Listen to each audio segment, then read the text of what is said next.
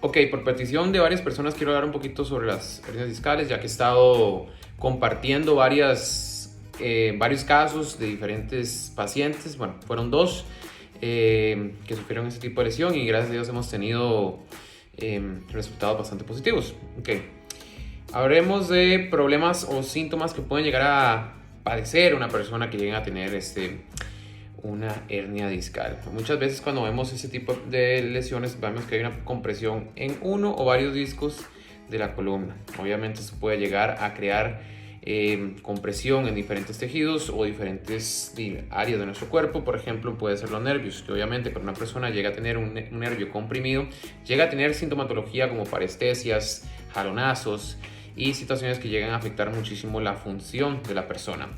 Obviamente a través de todo esto también, como es una compresión en una área, que obviamente con el tiempo se llega a crear esto, no es que la hernia se produce de la noche a la mañana y rapidísimo, no, eso se produce con el tiempo.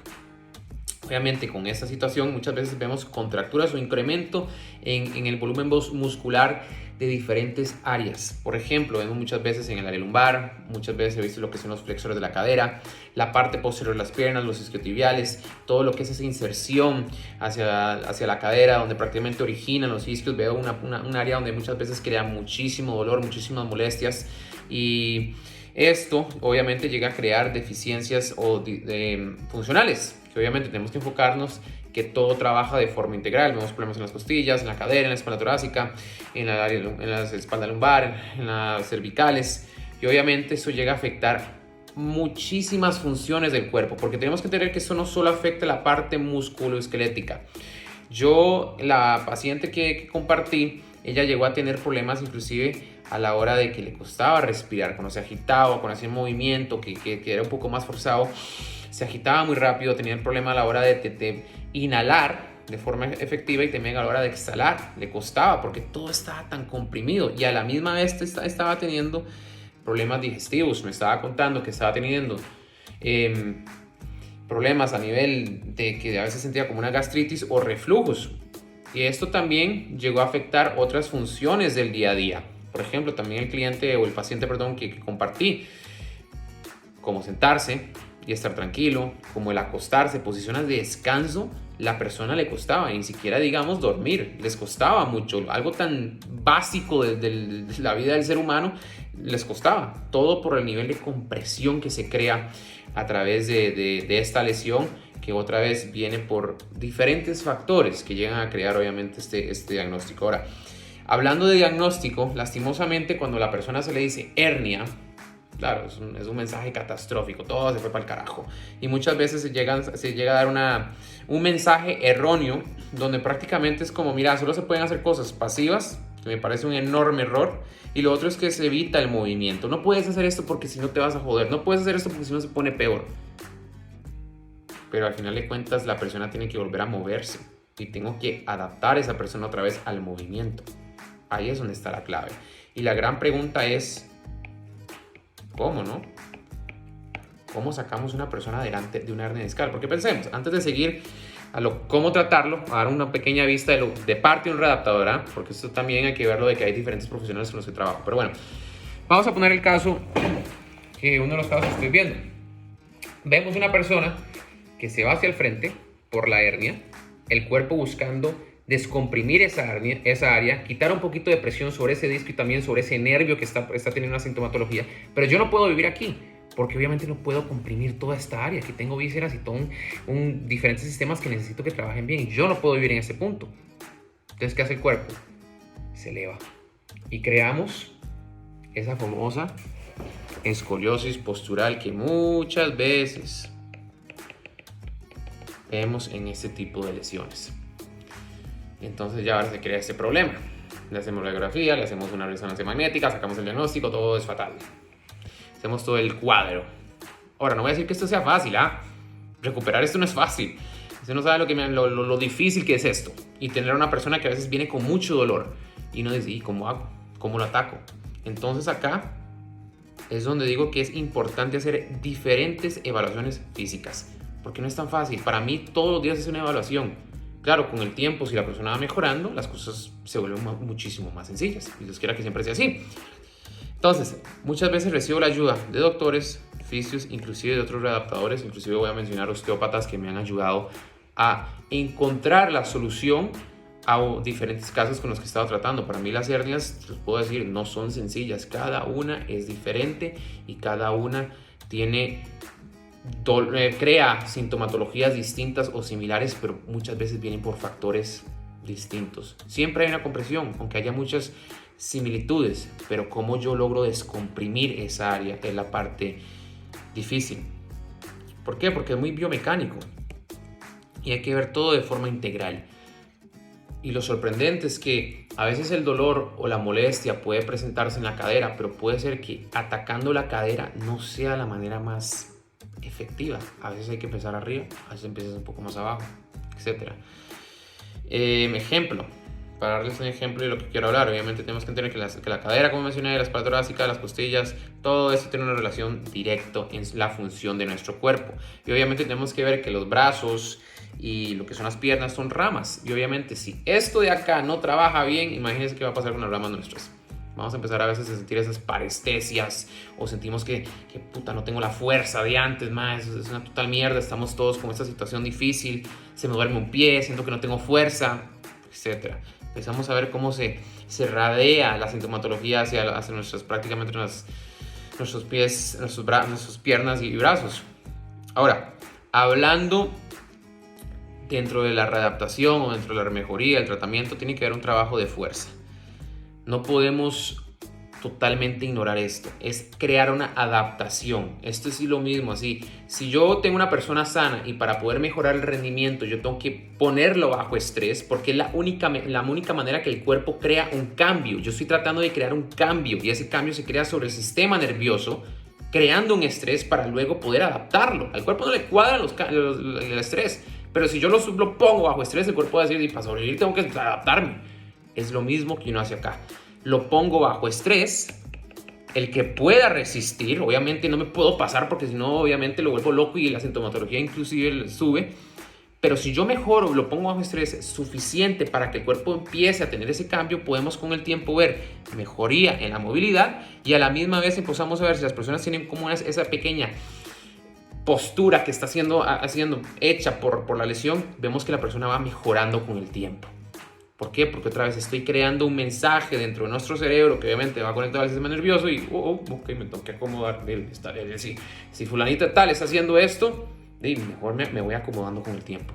¿Por qué? Porque así es como funciona esto. Ojalá fuera tan sencillo como darle un fármaco o acostar a la camita y ponerle un poquito de compresas de calor, un poquito de hielito, un poquito más. Era tan simple. No estoy diciendo de que esto no tiene su lugar. Claro que tiene su lugar.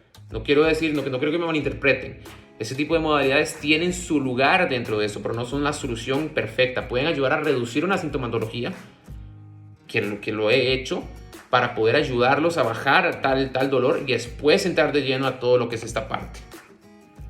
Ahora, para terminar, sí quiero hablar un poquito sobre algo que muchas veces o prácticamente he mencionado dentro del mundo de lo que es la recuperación de las hernias discales. Y he mencionado mucho lo que son las costillas y la respiración. Sí. Muchas veces esto ni le tomamos importancia porque lo hacemos de manera tan automática. Pero nosotros entendemos que hablando del movimiento, porque tenemos que saber que la respiración no solo afecta el movimiento, afecta todos los sistemas del cuerpo. Pero si nos enfocamos simplemente en la biomecánica, la respiración es algo fundamental. Sea el deportista que está tratando de correr 100 metros planos a toda velocidad, a la persona que se está tratando de recuperar de una lesión. Enfoquémonos en la hernia discal y enfoquémonos un poquito en las costillas. Las costillas rodean todo nuestro tronco. Vamos a ir acá un momentico y si nos vamos acá, vemos que nuestras costillas le dan prácticamente, rodean toda esta área, ¿verdad? Tanto la parte anterior como posterior. Ahora imagínense que la parte posterior esté comprimida y no podamos nosotros expandir todo lo que es esto. Y tenemos comprimido. ¿Qué vamos a hacer? Muy dominantes de la parte anterior. Entonces vamos a darles un ejemplo. Me voy a poner de pie para que tengan un ejemplo. Otra vez. si nosotros pasamos acá, porque la persona tiene que hacer esto porque está acá, ¿dónde creo más presión? En toda esta área. Y no tenemos la capacidad de poder con la respiración expandir esta área. Lo que esto debería expandirse. Y esto debería tener movilidad. Porque si yo paso aquí, obviamente la cadera está bloqueada por diferentes situaciones. Pero ¿qué hace el cuerpo? Y tengo que abrir. Entonces la persona se vuelve una persona que respira, hace todo hacia acá. ¿Y qué creo? Más compresión lumbar, o más compresión de la espalda torácica, más compresión sobre las cervicales, más compresión sobre toda esta área. Entonces, ¿qué tengo que obligar? A enseñarle a que la respiración, a través de esto, tengo que llevarla a través de todo el cuerpo. Y uno de esos es la parte posterior de las costillas. Si expandimos el área y creamos, acordémonos que está conectado, no es que nada trabaja por sí solo. Vamos aquí otra vez a esto. Si vemos nosotros el área de las costillas, inclusive vamos a agregar un poco de músculos, empezamos a ver el diafragma, empezamos a ver músculos como por ejemplo, voy a agregar uno más, lo que es el psoas. Vemos que hay una relación directa. Esto yo lo puse hace poco en uno de los posts que hace rato, hace unos meses, pero hay una relación directa. Si nosotros mejoramos lo que está pasando en las costillas, va a tener un efecto positivo lo que está pasando en la cadera, porque los dos se tienen una relación directa. Hablamos mucho de los glúteos, lo he escuchado mucho. Es que tiene que fortalecer el glúteo. Tiene que fortalecer el glúteo, tiene que mejorar, uno, la movilidad y capacidad de respirar respirar haciendo que las costillas tengan mejor reclutamiento a toda la musculatura que rodea esta área torácica, para que luego nosotros tengamos la capacidad, por la posición de las costillas y la espalda torácica, de poder acceder en mayor eficiencia nuestros glúteos. Ahí es donde muchas veces está el problema. Muchas veces no es que el glúteo esté débil, es que simplemente por la deficiencia de control motor que tenemos nosotros arriba, no llegamos a poder acceder nuestra cadena posterior de las piernas y la cadera, porque esto afecta directamente lo que está pasando abajo. A eso es lo que voy. Es algo que es un tema complicado a veces entrenarlo, porque no es tan sencillo. Muchas veces ni le ponemos importancia. Pero lo he visto tanto en futbolistas, lo he visto en nadadores, lo he visto en maratonianos, lo he visto con personas con hernia, lo he visto personas que han tenido roturas de ligamentos cruzados anterior, y empezamos a entrenar y el ambis dice, es que mira, yo he tenido problemas lumbares, yo he tenido esto, y empezamos a ver que mucho viene por el problema que está pasando en la parte superior de nuestro cuerpo, y no es que está afectado lo de abajo. ¿Qué está pasando arriba? Y es algo que a veces uno dice, mira, solo nos enfocamos en la cadera, pero la cadera tiene una relación directa. Un poco generalizado el concepto, porque no es tan fácil. Tenemos que entender que inclusive un lado de las costillas trabaja de una forma diferente al otro, simplemente porque trabaja así, y es cómo trabajar esto inclusive en los diferentes planos de movimientos que tiene nuestro cuerpo, porque no nos movemos solo en un plano digital o en un plano frontal o en un plano transversal, nos movemos en los tres en conjunto, en tres dimensiones nos movemos nosotros. Así trabaja el cuerpo humano. Entonces, hablando de eso, ¿cómo es posible que a veces que se continúa viendo este tipo de situaciones y queremos decirle a las personas que con esto ya está? A veces me parece risible o prácticamente irresponsable sería la palabra, al ver cómo muchas veces se tratan las personas dentro del mundo de las hernias discales, que sé que son muchos que sufren, pero se los puedo decir, no serán sencillas, cada una puede llegar a tener sintomatologías diferentes y pueden llegar a ser un efecto dominó hacia otras lesiones, pero si son bien guiados, tienen paciencia y con el tiempo se va mejorando, y ojalá con la guía de buenos profesionales, como mencioné, esto va mejorando. Esto en términos muy generales, Instagram no me deja poner eso así, esto puede ser una clase, maestro, así que podemos hablar de la anatomía para arriba y para abajo todo el día, pero simplemente quiero darles una pequeña pincelada por dónde es que ataco yo esto. Desde que he empezado a trabajar con personas de hernias discales, he empezado a enfocarme mucho en esta área de la respiración, las costillas, y luego ahí ver cómo trabajamos y cómo logramos acceder muchísimo de manera más eficiente todo lo que está pasando en el área de la cadera. Hay una relación directa.